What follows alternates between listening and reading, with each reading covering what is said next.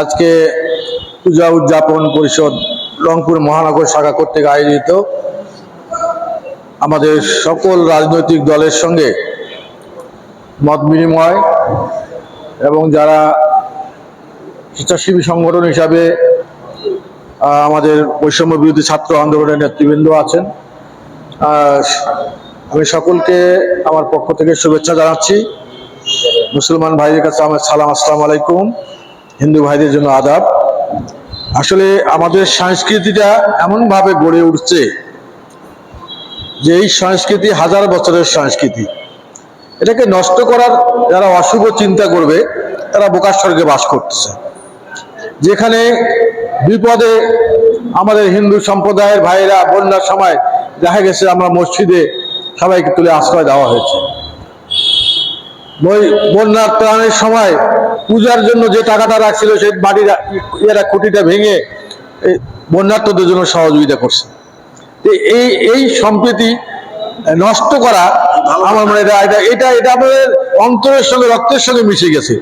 এই আমার মনে হয় যে দেশের একটা প্রেক্ষাপট পরিবর্তন হওয়ার কারণে যে কথাটা আমার জামাতার সভাপতি মহোদয় বললেন, আমির সাহেব বললেন যে একটা শঙ্কা বা একটা আশঙ্কা করতেছেন বা সংখ্যালঘুর কথা বললেন, তা আমি মনে করছি সংখ্যালঘুর এই ওয়ার্ডটা এখান থেকে মিশিয়ে দেওয়া দরকার। কোনো সংখ্যালঘু বলতে কোনো জিনিস নেই। তার কারণ এই দেশটা বিনির্মাণে এই লাল সবুজের পতাকাটাকে ছিনিয়ে আনার জন্য এই 55,000 বর্গ মাইলের এই ভূখণ্ড এটাকে যখন স্বাধীন হয়েছে তখন কিন্তু দেখে নাই কে মুসলমান কে হিন্দু। অনেক মুসলমানদের সঙ্গে অনেক হিন্দু ভাই বোনদের তাজা রক্ত ঢেলে দিতে হয়েছে এই দেশটা আনতে। তো সেখানে সেই স্বাধীন সার্বভৌম দেশে আমরা কেন আমাদের ধর্মীয় বৈষম্য কেন টেনে আনবো? এটা প্রশ্নই ওঠে না। আর যারা এই সম্প্রীতিটা নষ্ট করতে চায় তারা কোনো দলের কর্মী না, এই কথাটা অনেকেই বলছে। তারা দুষ্কৃতিকারী হিসেবে চিহ্নিত এবং আমাদেরকে দমন করার জন্য সবার একটা ঐক্যবদ্ধ প্রচেষ্টা, প্রশাসন সহ আমরা তাদেরকে একদম সমূলে আমরা গোড়া থেকে উপড়ে ফেলতে চাই, যে আর যেন কোনোদিন এই ধরনের ইনসিডেন্ট না হয়। আমরা বিশেষ করে 5 তারিখে প্রেক্ষাপট পরিবর্তন হলো। আমি কিন্তু 8 তারিখে একটা জরুরি মিটিং দিয়েছিলাম জাতীয় পার্টির, জেলা জাতীয় পার্টি আমার অফিসে। হওয়ার পরে সমস্ত নেতাকর্মীকে, আমাদের 33টা ওয়ার্ডের নেতাকর্মীকে সেখানে ডেকে একটাই দায়িত্ব দিয়েছিলাম যে বিভিন্ন জায়গায় শোনা যাচ্ছে যে ঠাকুরগাঁয় কোন জায়গায় অন্যান্য জায়গায় 2-1টা জায়গায় বিচ্ছিন্ন ঘটনা হয়েছে। আমার রংপুর সিটি এলাকায় কোনো ধরনের এই ধরনের ঘটনা বরদাস্ত করা হবে না। তোমরা প্রত্যেককেই স্ব এলাকায় স্ব মন্দিরে, জেলা এখন কিন্তু আমাদের দুর্গাপূজাটা কিন্তু মন্দির ছাড়াও হচ্ছে। হ্যাঁ, আমাদের যে কয়েকটা মন্দির আছে 114টা মন্দির সম্ভবত, এই 114টা মন্দির আমাদেরকে সিকিউর রাখার জন্য এবং কোনো ধরনের সনাতন ধর্মের মানুষের বাড়িতে আক্রমণ কি ভয়ভীতি দেখানো এটা যাতে করতে না পারে তার জন্য বাস্তব পদক্ষেপ নেওয়ার জন্য নির্দেশ দিয়ে সেদিন মিটিং ক্লোজ করা হয়েছে। তারপরেও আমি এই আমাদের কয়েকদিন আগে প্রায় 9টা ওয়ার্ড, 3টা করে ওয়ার্ড নিয়ে আমি একটা করে প্লেস করে সেখানে আমি ওই 3টা ওয়ার্ডের মধ্যে যতগুলো মন্দির কমিটি আছে তাদেরকে ডেকে আমি একটা প্লেসে তাদেরকে ব্রিফ করেছি যে আমরা আপনাদের সাথে আছি। প্রত্যেকটা আপনাদের মণ্ডল অনুযায়ী 5 জন করে লোক আমাকে তালিকা করে একটা কমিটি করে দিয়েছি। প্রত্যেকটা ওয়ার্ডে যদি 5টা মন্দির থাকে 5-25 জন, এইভাবে আমরা কমিটি করে দিয়েছি।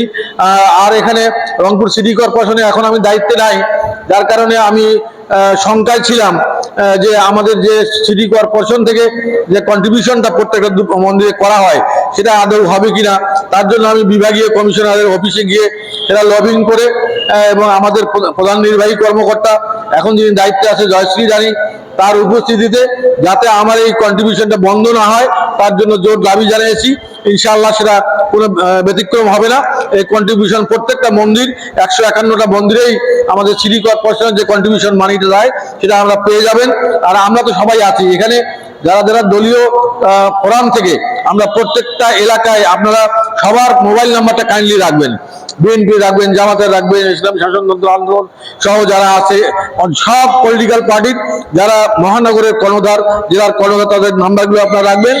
এনি ইনসিডেন্ট হয় এটা তো প্রশ্নই হবেই না। তারপরে যদি যেহেতু এটা প্রেক্ষাপট পরিবর্তন হয়েছে, অনেকের মনে শঙ্কা থাকতে পারে, তা আমরা কোনোভাবেই বরদাস্ত করব না কোনো ধরনের ইনসিডেন্ট। আমরা এই সম্প্রীতি, এই হাজার বছরের সম্পর্ক আমরা নষ্ট হতে দিতে পারি না। আমার যখন ছোট, স্বাধীনতা যুদ্ধের সময় দুইটা হিন্দু পরিবার 9 মাস আমাদের বাড়িতে ছিল, গ্রামের বাড়িতে। আমাদের এখানে বাবলুদা মারা গেছে, ননী গোপাল বণিক, এনারা আমার বাড়িতে ছিল 9 মাস। আমরা তাদেরকে আমাদের বাড়িতে নিরাপদ আশ্রয় তারা ছিল। তো এই কালচারটা তো একদিনে না, যার কারণে এটা যেন কোনোভাবে বিনষ্ট না হয় তার জন্য তীক্ষ্ণ দৃষ্টি রাখা। এখানে কিন্তু আমাদের এই যতগুলো পার্টি আছে বা আমাদের নেতারা এখানে আসছে, আমার মনে হয় কোনো ফোরামে এই প্রেক্ষাপট পরিবর্তন করে হয়নি। সবাই আমরা এখানে আছি, সবাই তীক্ষ্ণ দৃষ্টি রাখবো এবং আমরা ইনসিডেন্ট মানে আবার অসুখ হওয়ার আগে অসুখ আমাকে এই রোগটাকে করতে হবে, ফাইন্ড আউট করতে হবে।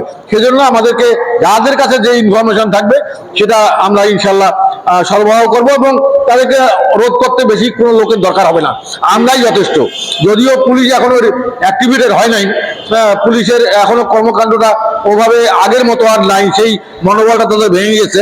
এটা রিকনস্ট্রাকশন করতে একটু সময় লাগবে। তারপরে প্রশাসনিক কর্মকর্তা অত্যন্ত তৎপর, তারা এই ব্যাপারটা অবশ্যই সিরিয়াসলি দেখবে। আমরাও আছি। আমি মনে করি এটা উৎসব মুখর পরিবেশে এই শারদীয় দুর্গা উৎসব অনুষ্ঠিত হবে রংপুর মহানগরে 151টা মন্দিরে। আমার মনে হয় যে এটা হবে। আর একটি অনুরোধ আমি করব যে প্রত্যেকটা ধর্মের মানুষের প্রতি অন্য ধর্মের সম্মান থাকা দরকার। যেমন আমরা সনাতন ধর্মের যে কোনো প্রোগ্রামকে যাতে সুন্দরভাবে হয়, তারা যেন সম্মানিত অবস্থায় শেষ করতে পারে, এটা আমরা যেন দৃষ্টি রাখি। সেরকম আমাদের যখন পূজা হবে, মনে করে আজান হচ্ছে, আপনারা একটু ঢাকের এটা বন্ধ করলেন, তাহলে আমাদের সম্প্রীতির বন্ধনটা আরো দৃঢ় হবে, আরো শক্ত হবে। এবং এটা এই সম্প্রীতির বন্ধন নিয়ে আমরা কিন্তু এই লাল সবুজের পতাকাকে আমরা অনেক দূর এগিয়ে নিয়ে যেতে চাই। এটা আপনাদের স্বপ্ন, আমাদের স্বপ্ন। আজকে আমরা বলতে চাই যে পার্শ্ববর্তী দেশ পাকিস্তান, পার্শ্ববর্তী দেশ ভারত, পাকিস্তানে দেখবেন যে মুসলমানের গন্ডগোল, মসজিদের মধ্যে বোমা ফালানো হচ্ছে, অনেক শত শত মানুষ মারা গিয়েছে। আপনি পার্শ্ববর্তী দেশ ভারতে দেখবেন উচ্চ বর্ণের হিন্দু, নিম্ন বর্ণের হিন্দুর মধ্যে অনেক ফাঁক, অনেক ব্যবধান, তারা মিশতে চায় না। কিন্তু বাংলাদেশটা যদিও পৃথিবীর মানচিত্রে ছোট্ট একটা দেশ, কিন্তু সম্প্রীতির অভাব এখানে নাই। আমরা সেই সম্প্রীতিটা ধরে রাখতে চাই।